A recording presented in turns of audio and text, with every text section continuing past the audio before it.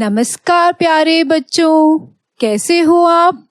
मेरे प्यारे बच्चों, मैं आशा करती हूँ कि आप सब अपने घरों में ठीक ठाक होंगे और मुझे ये भी पता है कि आप सब बड़ी ही बेसब्री से इस वीडियो का इंतजार भी कर रहे होंगे। बच्चों, आज मैं जो वीडियो आपको दिखाऊंगी, मुझे पूरा विश्वास है उसको देखने के बाद आपके चेहरे पे एक बहुत प्यारी मुस्कान होगी।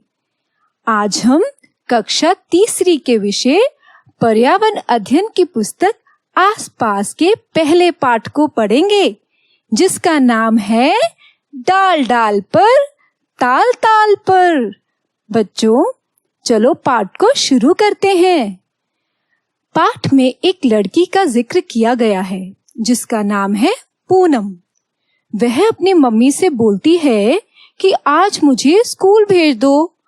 मम्मी, 2 दिन से घर पर बैठे बैठे बोर हो गई हूँ। तो बच्चों, उसकी मम्मी बोलती है कि तुम्हें अभी बहुत तेज बुखार है, बाहर जाकर चारपाई पर लेट जाओ। बच्चों, पूनम को बाहर चारपाई पर लेटे नींद आ जाती है।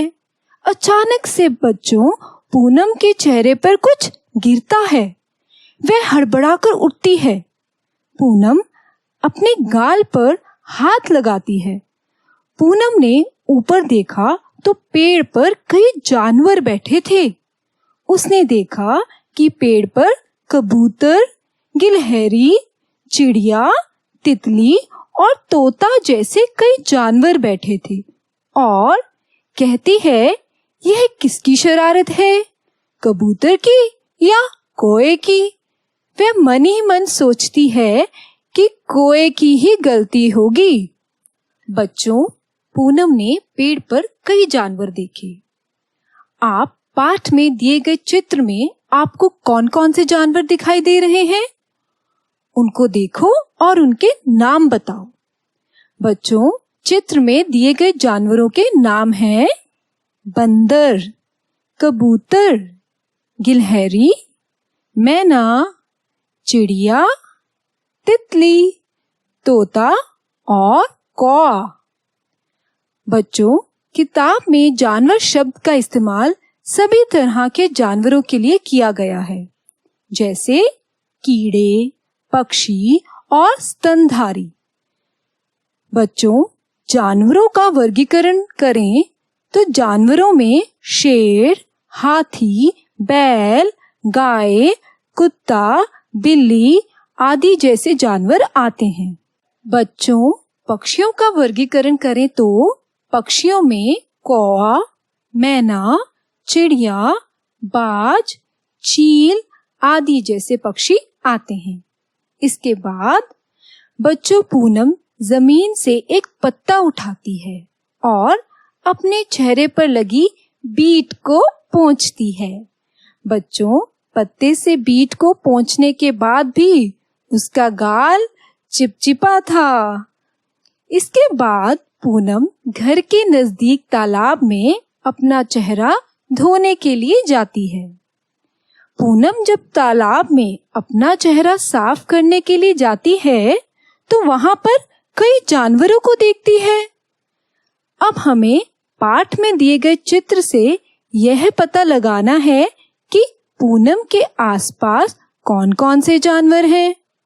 बच्चों, चित्र से हमें यह पता लगता है कि तालाब में भैंस, मेंढक, बकरी, हंस, कछुआ नाम के जानवर थे। बच्चों, अब आप सब तालाब पर दिखे जानवरों का अभिनय या एक्शन करें और एक्शन करके दिखाओगे और कौन सा जानवर क्या हरकत करता होगा। आप सब जानवरों की अलग अलग आवाजें भी निकालोगे। बच्चों, चित्र में बकरी घास खा रही है, मेंढक और भैंस तैर रहे हैं और कछुआ जमीन पर रेंग रहा है। बच्चों, सभी जानवरों के चलने का ढंग अलग अलग होता है। कुछ चलते हैं तो कुछ रेंगते हैं, कुछ उड़ते हैं तो कुछ फुदकते हैं। इसके लिए कुछ पैरों की मदद लेते हैं तो कुछ अपने पंखों का सहारा लेते हैं।